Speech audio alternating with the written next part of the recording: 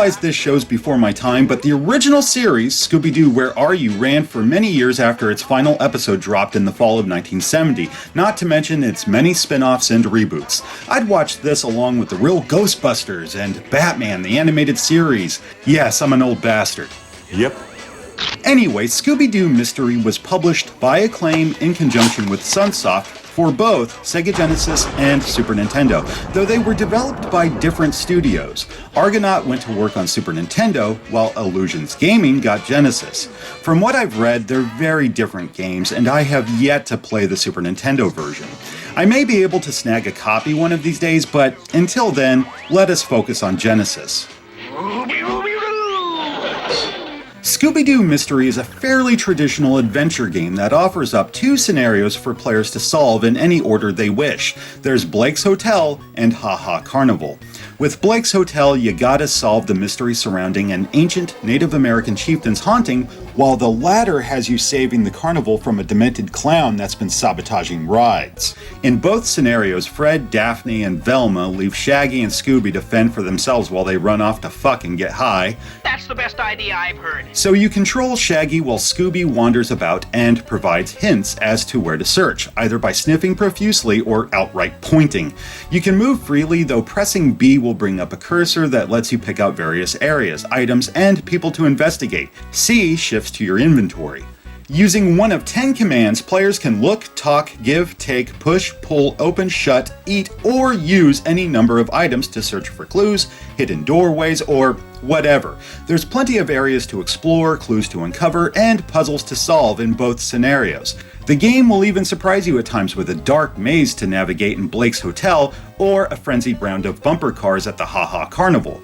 It all looks amazing too. Really, they fucking nailed the series, from the opening title screen right on down to the silly door gag and chase scenes. I especially love this one spot with the funhouse mirrors. That is awesome. As for music, familiar cues from the show play here and there aside from the main title theme, which I'm sure any Mystery Inc. fan will recognize instantly. Original music can be a tad dull, though not terrible. Sound effects are average, but the voice samples are nice. How about the puzzles? Well, there's no denying that they're challenging and quite clever. They're also irritating as fuck, for I keep trying to employ mature reasoning to a game based on a television show aimed at children. For example, these fucking Christmas lights. I suspect early on they're important, so I keep trying to nab them. The game won't let me rip them out of the sockets, so what's next? Maybe I need to try from the porch? No, that doesn't work. Like, do I need a ladder? Just what the fuck?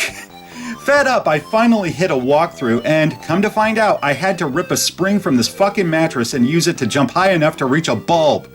Seriously, only in a cartoon would this shit make any sense.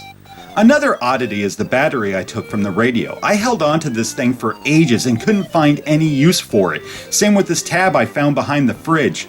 Once again, back to the walkthrough. Get this, first you combine the battery with the tab, then you combine it with that stupid bulb, and presto, now you have a flashlight. It's not like you're given any hints or anything, you just gotta fuck with your items until you get somewhere.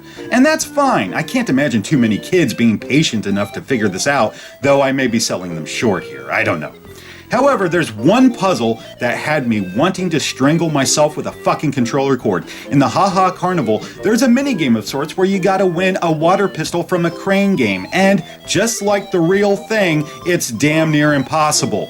Making it even more frustrating than necessary is that you need to insert a token every time you play, meaning you have to move that cursor down to use, press C, select the token, only to lose, and yeah, this shit's exhausting. At least you can save and come back later, right? Wow. I feel like it goes without saying that Scooby-Doo Mystery on Sega Genesis is a must for fans of the show as well as the genre. As a kid, I would always try and solve the mystery with Scooby and the gang, eagerly awaiting the big reveal just to see if I got it right. Scooby-Doo Mystery satisfies that same desire by making me an active participant and not an observer. For that, I am most thankful. But fuck you for that password. Hey, watch your mouth, you're in public. Of course.